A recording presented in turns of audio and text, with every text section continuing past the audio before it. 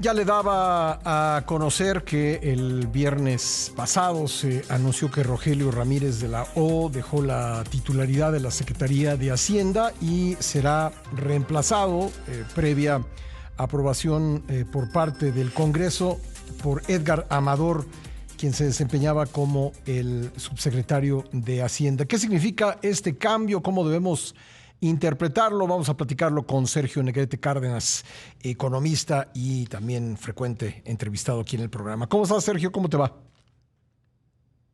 Muy bien, Pascal, un excelente día a ti y a tu auditorio. Bueno, pues ¿qué significa este cambio que se da pues cuando estamos ya cerca de que se inicie el año fiscal con la presentación de los precriterios de política económica el mes entrante, Sergio? Efectivamente, en ese sentido es sorpresivo, Pascal. Se esperaba que Rogelio Ramírez de la O que se quedara más tiempo. Sí se sabía que era un secretario de transición, vamos a decirlo así, manifestado por él mismo. Nunca tuvo pues ese aire de permanencia de todo el sexenio, pero de todas maneras, tan pocos meses en el gobierno Sheinbaum, aunque Ramírez de la O estaba desde 2021 al frente de Hacienda. De todas maneras fue muy sorpresivo, aunque Ramírez de la O dijo cuando se despedía que realmente él pensaba quedarse hasta diciembre, o lo dijo la presidenta también. Entonces, bueno, pues ya tiene lugar esa transición en Hacienda, inesperada, pero en un sentido de política económica, de política fiscal, se espera una continuidad, por Ujú. supuesto, con respecto a ya lo dejado por Ramírez de la O.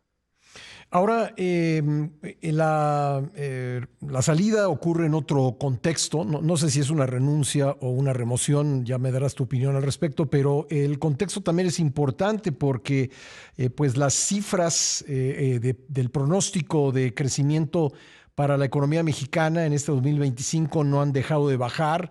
La más reciente señal de alarma la lanzó el área de análisis de Banamex diciendo que la economía de México no va a crecer este año, será de 0% la expansión del PIB. Hay un evidente enfrenón en la inversión, en el consumo interno.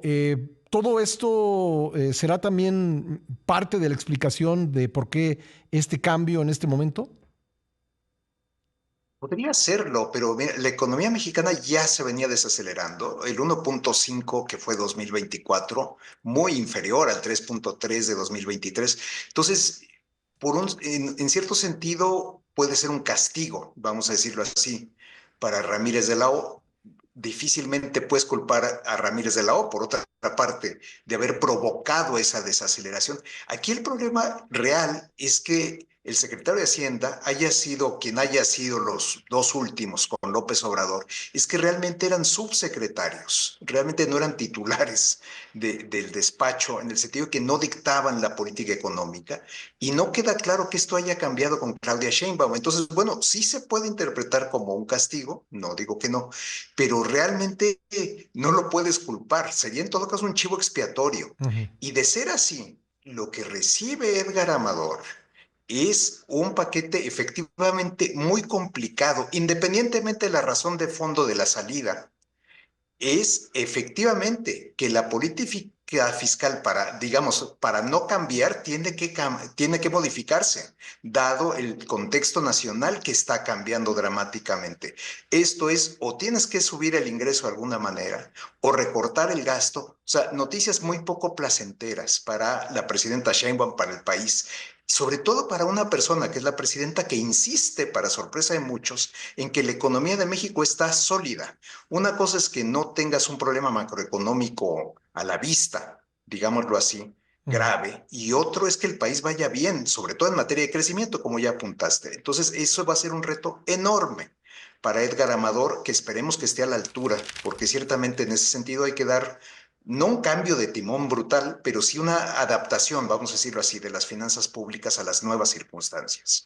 Es evidente, Sergio, que México, pues su economía es víctima de la incertidumbre, tanto la internacional, por ejemplo, la que provoca Donald Trump con su política comercial, pero también de la interna. Hay mucha desconfianza por la reforma judicial. También pues la necesidad de reducir el déficit pues ha metido en aprietos al gasto público.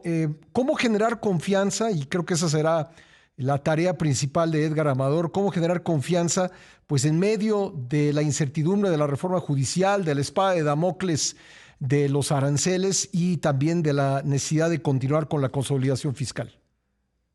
Mira, habría un gran gesto que dudo, dudo que presente a Edgar Amador, ojalá, porque aparte sería una forma de realmente presentarse como secretario de Hacienda y no subsecretario de Hacienda, que es lo que era hasta hace pocos días, y es dar un recorte al gasto público, anunciar en los precriterios un apretón al cinturón. No es grato, no digo que sea algo positivo para nosotros, pero es algo necesario el decir, a ver, la economía está cambiando, se está desacelerando, necesitamos mantener la meta del déficit a toda costa, sobre todo que quede abajo de 4% del PIB, cuando fue casi 6% del PIB en 2024.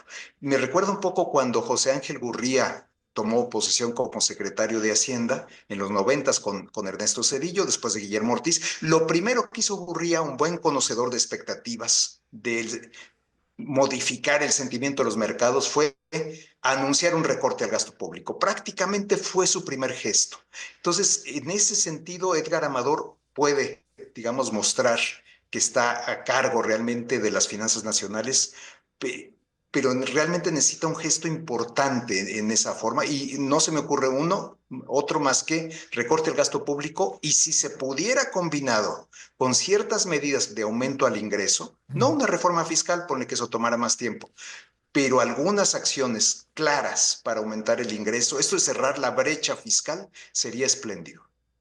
Bueno, pues será muy interesante lo que tenga que decir el nuevo secretario de Hacienda a partir de que sea confirmado y que empiece a pues delinear lo que será la política económica de este año, comenzando con los precriterios de política económica en abril. Estaremos atentos, Sergio, y te agradezco mucho que nos hayas acompañado nuevamente. Al contrario, Pascal, un honor siempre estar contigo, con tu auditorio. Que tengas un excelente Gracias. día. Gracias, Sergio Negrete Cárdenas, economista.